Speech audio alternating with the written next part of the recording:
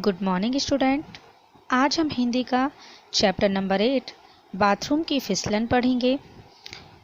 यह एक हास्य व्यंग है और इसके लेखक डॉक्टर संतोष कुमार तिवारी हैं। तो बच्चों, सबसे पहले हम जानते हैं कि व्यंग क्या होता है। व्यंग साहित्य की एक विधा है जिसमें किसी व्यक्ति या उसके आचरण की आलोचना, मजाक या गुण की प्रशंसा सीधे सीधे ना कहकर किसी व्यक्ति या वस्तु की ओर इशारा करके कही जाती है या फिर मुहावरों का प्रयोग करके की जाती है। इस पाठ में लेखक अपने बाथरूम में फिसल जाता है और उसका दाहिना पैर टूट जाता है। दाहिना मतलब राइट लेग है ना।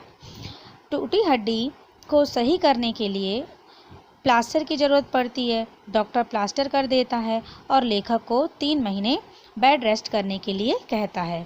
इस दौरान लेखक के मित्रगण मतलब कि दोस्त लोग, उसे देखने के लिए आते रहते हैं और तरह तरह की टीका टिप्पणी मतलब हंसी मजाक करते रहते हैं। प्लास्टर देखकर एक मित्र ने तो यह तक कह दिया कि आप व्यंग लिखकर दूसरों को चोट पहुंचाते हो, इसलिए ईश्वर ने तुम्हें भी ये चोट दी है। लेखक को अपने मित्र की यह बात समझ में नहीं आई और उसके दिमाग में यह प्रश्न चलने लगा कि ईश्वर ने उसे ये शारीरिक कष्ट क्यों दिया। अगर देना ही था तो मानसिक कष्ट देता। अब 3 माह तक बिस्तर पर पड़े रहने के अलावा लेखक के पास कोई भी उपाय नहीं था। तो समय काटने के लिए वह तरह तरह के साहित्य पढ़ता रहता था, क्योंकि वह एक साहित्यकार था इसलिए वो साहित्य पढ़ता रहता था। और कुछ मित्रों से मिलने भी आते जाते रहते थे, कुछ गपशप कर लेता था मित्रों से बैठ के। लेखक अपने मित्रों से दार्शनिक अंदाज में बातें करता था।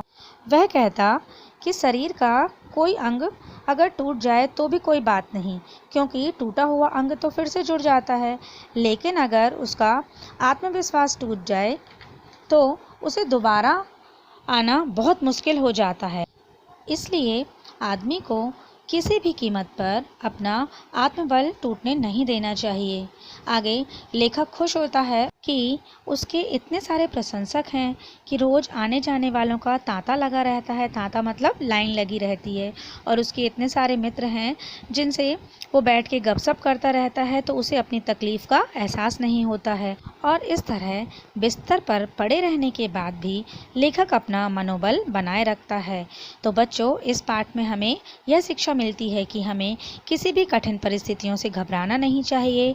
इन कठिन परिस्थितियों में भी हमें अपने आत्मविश्वास को खोने नहीं देना चाहिए और हमें हर परिस्थिति का डटकर मुकाबला करना चाहिए।